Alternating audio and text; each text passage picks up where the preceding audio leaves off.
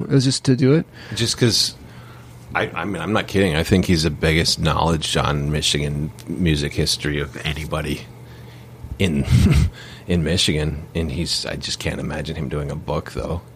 He's anti-establishment, by the way. Okay. He is definitely. But when he talks, so we'll just be sitting watching television, and he'll just, no matter what show we watch, he'll be like, that person's from Michigan. You know what I mean? Like, she's born in Michigan. And he just knows all his facts, especially if it's music. And then he'll just start listing off all these things where you start thinking like the center of the music world is Michigan, because he'll just like point out,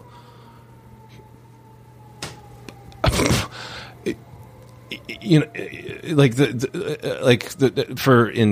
in Europe, they love to play at soccer games. They love to play the white stripes. You know what I mean? Before a soccer match, and he'll just be like, Michigan.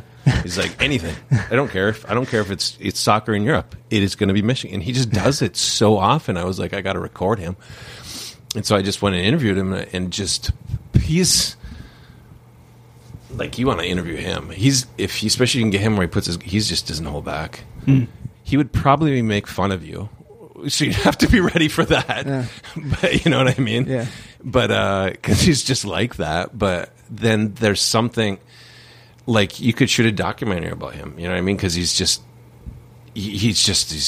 kind of has a star quality, because he's so punk. He's just so, but he's so punk that he's, like, I don't know if you've seen, like, SLC Punk, the guy who doesn't dress punk at all because he's so punk. He's, you know what I mean? That's him. Like, he's just, like, so punk, he's not punk, which makes him more punk. So, I was just like, I want to write about him. And then when I did it, and a lot of people have told me they love that piece, too. Yeah, it's one of my favorites in the book. Yeah, it's just you get a sense of him. Well, because I'm a huge music nut, right? So, me too. So we were looking at those the 33 1/3 collection in that bookstore, funny.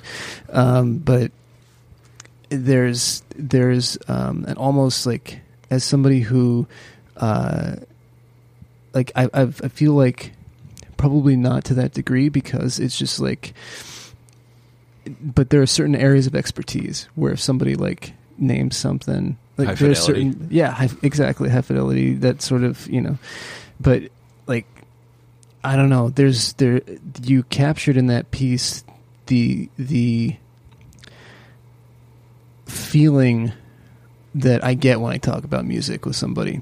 Because what he's doing is saying, what the culture that I'm a part of is important. Right. The Detroit. I grew up in Detroit, and guess what? It's the best city in the United States. Not only that, it's the best city in the world.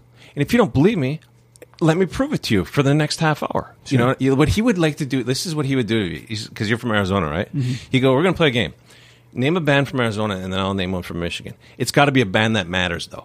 And if you say one that doesn't matter, we're going to debate on it. Go. And he would just have this onslaught, and then he could say anything, because he's just going to pick any band from Michigan. He'd just start talking about, they did this, they did, you know, because he'll be like, house was started here, techno was started here, Motown was started here, you know, and he just like list all these musical genres, and he's like, punk doesn't start, the Sex Pistols, they're just stealing from these Michigan bands, and he'll like list it, you know, when it's probably not even right, but he's so passionate, you start believing him. But I love that. Yeah. And you see that no matter where you're going to go, you're going to have, I'm sure in Arizona, there's going to be people who will be like, the best bands ever are Arizona, and I can hear. Let me prove it why. You know why that is the case. There's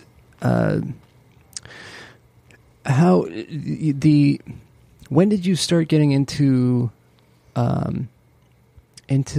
well? So I mean, it's clear that pop culture matters to you. Like, you know, one of your recent collections out is an anthology you did on the Evil Dead. Yeah, you know? The next one I'm doing is Stephen King. Cool. That is hasn't been announced yet, but I'm doing a Stephen King book next. Nice. And so now to like be a part of that world where you've had scripts when juried prizes and you've had short films and like. I think you might have mentioned either done or an upcoming like feature length based on or that's one of your scripts being made. How is it to like be, you know, have been a fan of that that world or have been immersed in that world as a connoisseur, and then to be involved in it as a participant? Can you reword it again? I want to make sure. So now you're like behind the scenes, you know, as opposed to, you know, being in the audience. Now you're one of the people that, you know, contributes to that larger pop culture. I mean, how is that for you as somebody who has been somebody who's watched and loved film, or you know, to be somebody who's contributed to the making of a film? And you've done it as an actor and as a screenwriter now. So yeah, the weird thing for me about acting is I don't try that hard with it. So I could see how some of my acting friends might be a little bit mad at me, but because I just recently I was like with Steve Balderson shot a film called Short Straw that there's some arguing right now about release stuff, so it's kind of on hold. Mm-hmm. But you know, it was Joe Pantoliano was in it, and he's you know, Sopranos, The Matrix, and and I remember just getting to, like Steve said, you know, if anytime you want to come to set, feel free. You just be quiet in the background, and you know, just because then you're kind of getting to see everything as it's going along. Because my scene was coming up later, and so I walked up one day. I figured I'd really like him as an actor, and so I walked up and. Joe was talking on the set, and I walked up to AD and I said, when are you going to start shooting? And he went, shh, shh, shh. And they were shooting, but Joe was so believable, I thought it was just him chatting. And I went, in my head, I went, that's acting. Mm-hmm. That's how that's done. Mm-hmm. I'm like, I just was thinking that if they're shooting a scene, there would be this, you know what I mean, theatricality to it. Yeah, but he was just real. And I went, that's how you do that. And it was like, it was a great acting lesson for me.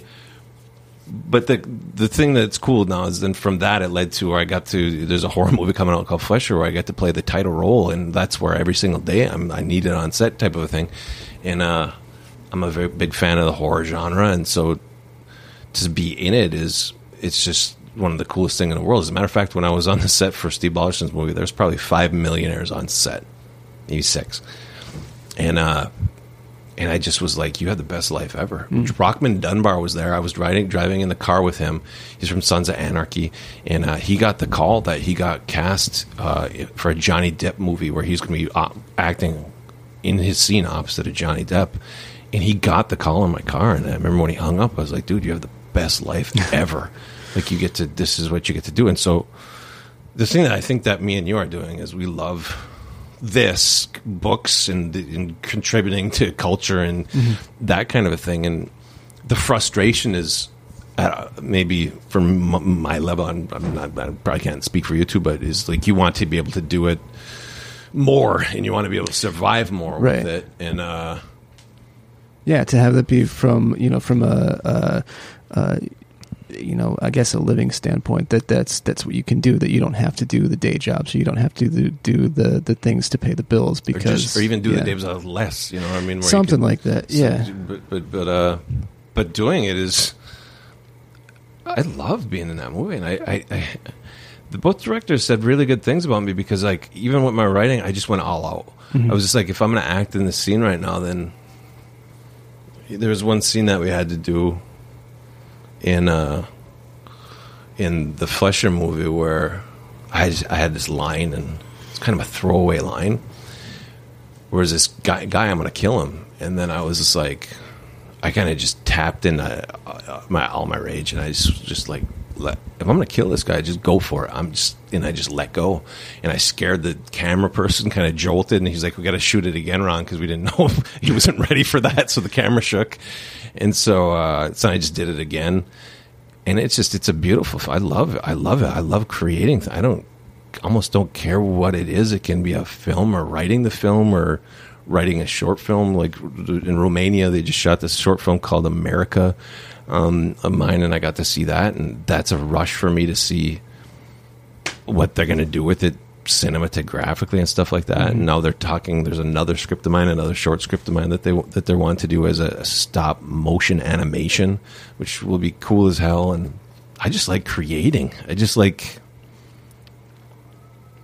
working with people, especially people who care, people who have visions and stuff like that. It's I love it. but I also love doing sort of kind of a little bit of everything. The thing I like, though, really was like this. Like, even right now that we're just sitting in a hotel room and getting to know each other a little bit better, and you get to meet people who care about what you care about, and I like that. Yeah, I mean, it's huge. It's a whole, I don't know if it's, I think validation is the wrong word, but like when you get to connect with people on that sort of level, then it's really cool. Even for if somebody buys a book, even if whoever it is, if they read it, yeah, that's awesome. Yeah. A story I like to give is the first time I ever had it was the second play I ever had produced. It was at Central Michigan University. I won 2 years in a row. I run the best play of the year for my junior and senior year. And if you win, you get a production. And so the second year, it was this like romantic comedy thing. Mm-hmm. And I remember a girl in the front row. I was in the background. I was watching it because she was crying. And I didn't even watch my play. I just kept watching her. And I'm like, she's crying right now at the words I wrote. And I was like, that was just such an incredible moment for me, because it's so hard to connect to people at a real level. Yeah. And so when you get to do that, oh my God, I love it. Yeah, no, I mean, anytime, even on the small scale of like, I don't know, like if I talk about something on this podcast, like usually because I always do like an introduction thing where I just talk about whatever's in my mind for a few minutes, and then go into before I introduce the interview. Yeah, like or what's the guy? What's Mark Maron? Yeah, kind of like that.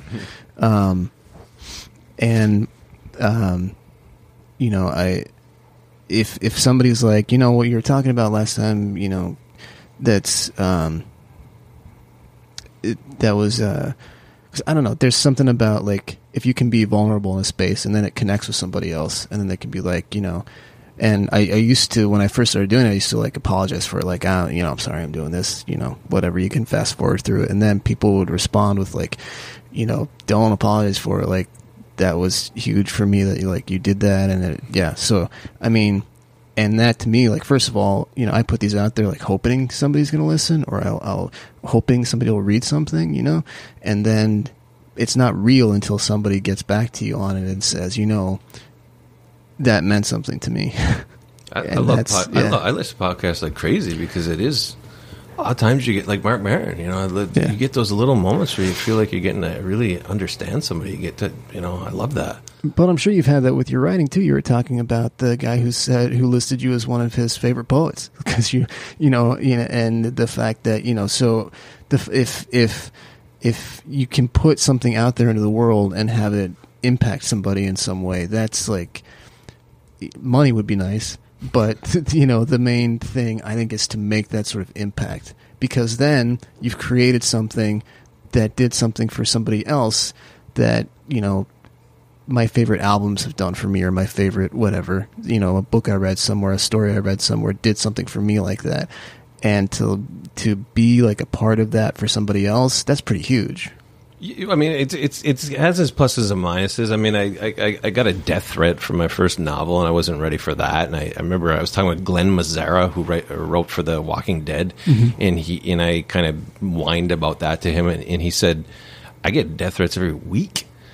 And I was like, serious? And he's like, Walking Dead fans are ravenous. Like, if you do something they don't like, they will give you a death threat. And I was like, oh my goodness, I'm not going to write for television. Yeah, but so it has its pluses and minuses. I can get a little bit shy, and I get a lot, like I told you, with my sort of friends and family, they tend to be very quiet with me. They tend to be very stoic. So I don't get a lot, I don't get a lot of likes on Facebook from them or that kind of thing. So it's kind of weird. A cool thing for me is I can write a book like this, and I know they probably won't even read it. They might get it, but not actually read it, because they're just, a lot of my relatives aren't really readers. You know what I mean? They're just, yeah. So yeah, I get curious about, I mean, slowly I'm starting, just because I'm so persistent, I have so much out there. Occasionally I'll get a compliment, but I'm definitely not flooded with them or anything. So as like kind of like winding down and wrapping it up sort of thing, this is going to go up probably in mid to late April or early May. Is there something that you've got coming out that you want to talk about around then, or is there something what are you working on right now that you're super excited about or want people to know about? Well, I got